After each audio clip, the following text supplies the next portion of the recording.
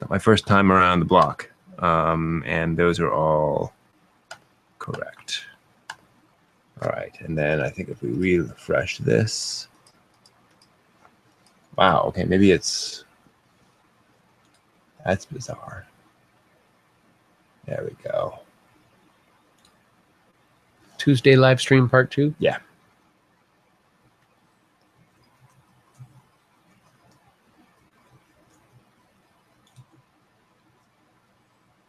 I heard you guys love Baccano. Baccano. Baccano. That was the one that we both love. And now I should say I haven't seen much of Baccano myself. I've seen it all Japanese subbed when it first came out. Good, so that's fine. But I have not heard the English dub other than explanations or like a few clips thereof. But I really liked it. They did some pretty good casting for the voices there, and if you get a chance to watch it, it's exciting. They choose some pretty appropriate accents there for those characters. Baccano. Yeah. Yep. My B's. The plosives. B, P, T, D. Yes. Baccano. So I have this book on pronunciation and speaking well, written in like 1850. Oh. I need to read more of that because it's really good at, okay, here's how you actually pronounce things. I've been looking around. I'd like to get a copy of the International Phonetic Alphabet. Ooh, like dictionary. Yeah. Dictionary of all just using IPA. That's stuff. cool. Those are, and it's great because if you're doing anything over the air, you can get the right pronunciation. Of course, it's probably going to be pretty limited on its anime pronunciations. So yeah. I'm going to take a look around. Yeah, fortunately, Japanese, it has a very specific pronunciation. You know, I's are always pronounced the same way. O's, you have to get used to it. You know, and it takes a while of reading it and saying it before it all kind of comes around. And the IPA brews are pretty good too. Ah, there we go. No complaints there. Baccano. Were there any yeah, and they're drinking constantly in Baccano, actually. Speaking of liquid refreshment. Oh yeah. Them's was hard times. They were riding that train. Oh yeah. Yeah. But yeah, there's a lot of funny anime out there, and I'm Azumango Daioh was, oh my goodness, that was another one that I saw initially. I was going to go see something that I thought, well, maybe I shouldn't go see, but then the line was filled up at the convention, and so I said, okay, well, I'm not going to get in there. I'm going to go and see this Azumango Daioh thing. Yeah. And it was a riot. I was so much happier going to see that than what I was intending to see. I loved it. There is one unfortunate gag in Azumango Daioh that doesn't translate across languages where we completely misinterpret it. There's a scene, I think in episode 2, when Sakaki is in the changing room. And I forget, who's the girl who's so obsessed with Sakaki? Who always looks up to her and is always blushing around her. I think it's the first scene where we actually see her, because she's in the changing room and she's kind of looking over, kind of wide-eyed, and Sakaki changes, and you see this the screen is filled with panties. The shot of these panties with this cat on these little kitties on it, and you cut back, and the girl is shocked, at this, and that's the entire thing. Now here's the problem: there is certain American slang for a cat that refers to a certain portion of the female anatomy. That is not true in Japanese. The joke in Japanese is she's wearing these little girly panties with these little cats all over them. That's the shock. But I remember because I saw that at a convention as well, and there was just this shock. Everyone thought that was the joke. And I was like, no, that's not what they mean. Just that she has this bizarre thing. Yeah. The manga of Azumango Daioh was really fun too. That's a fine manga. I saw a live action that was pretty funny Hmm. recently. Mhm. It was Big Man Japan. Ooh. Oh my goodness! If you guys have seen that, let me know because that was funny. If you get a chance, yeah, I gotta loan you Nice. our copy. It was, Yeah. Um, There's some fun Japanese live action out there, definitely, and some more serious ones as well. Once you get used to how they do things, like Bebop and Others being a rather darker story, and was it Love and Pop, the Hideaki Anno's live action movie? Hmm. The guy who did Evangelion also directed a live action movie called Love and Pop. Love and Which is kind of interesting. It was the idea is or the premise is it's about a Japanese high school girl and her other friends who get into the compensated dating scene, where you go on dates with people who pay you to go out on dates with them, and it's all over the phone. And this has become infamous in Japan because it's, I mean, let's be honest, one step away from prostitution, and certain physical activities might be involved. And so the idea is, at the beginning of the day, she sees this ring that she's just obsessed with. She loves this ring, and she really wants to make enough over the course of the day to buy the ring. And so she starts going out on these dates, sometimes with her friends, and she realizes, she has to go out on increasingly, I wouldn't say risky, but increasingly unusual, dates to do that, and do kind of, and agree to do weirder things. And some of the things, I mean, one of the guys says he asks for, I think it's 3 girls to come over to have dinner, because he loves making Italian food. And he says, I just love doing this, and I'm a single guy. I never have a reason to make these large pots of pasta. So I just wanted people to, and he said, I'm not trying to be creepy. I just really, honestly, just want other people to enjoy my food, And of course, the girls are like, he's going to poison us. I know he's going to poison us, They're all looking at each other. But he's a perfectly nice guy. And then, the story gets, or the things get increasingly weird or risky as the movie goes on, and kind of seeing what she does in reaction to that is very interesting. So it's a really neat movie. Unfortunately, it's filmed on like handy cams. Oh, so the footage, it's not quite found footage style, but it's kind of grainy and low quality enough that's a little off-putting until you get used to the style. But it's kind of interesting. But I've seen Golden Boy. Golden Boy's a great one. Golden Boy's hilarious. Golden Boy's a fun one. Rather ecchi, but that's okay. That's kind of the point.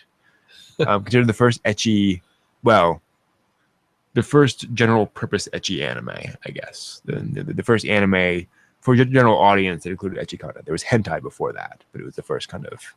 We're going to do something in that middle ground where it's not, Tenchi Moyo with fan service, but it's also not porn, that kind of middle ground. I did get a lot of chuckles out of Yamada's first time. Yes, that was funny. Initially, I overlooked the title when I first saw it and its description because I was like, okay, I don't want to watch something too, but it was fun. It was funny. It was entertaining. Made me laugh quite a bit. Yeah, the inner dialogue. And I admit, I started watching Yamada because I was like, okay, this is going to be the ecchi. I'm in the mood for an ecchi comedy right now. I just want to see something that is that, and it wasn't. I was like, oh, okay, I'm actually okay with this. Anime on ice. What anime are undubbable? I used to say Kadocha, actually, because it is extremely rapid fire dialogue, most of it by a young girl. And the idea that somebody would be able to get all that really condensed Japanese, which can be condensed very, very condensedly, I thought it can't be done. But they did it. I think Laura Bailey dubbed her extremely well. I don't know. I can't think of a thing that's undubbable. I think there are a lot of things that are very hard to dub. Yeah. Because of challenges in translation. I think. Have they ever done Hayate, the Combat Butler? Good question. I don't know. It won't have the same feeling in Mhm. English. Well, and I think there are problems with things. So, Whisper of the Heart is a great example of the Ghibli movie, where a lot of the story is about them translating an American song into Japanese. So, how you represent that with an English dub is complicated. And they did the dub, and it works. But it's those kind of technical challenges that I think are a little harder than the other things about somebody doing a certain voice. I'd like to see something that was translated like 3 or 4 different times, back and forth, and it has no resemblance to the original translation at all. I've watched that. Yeah.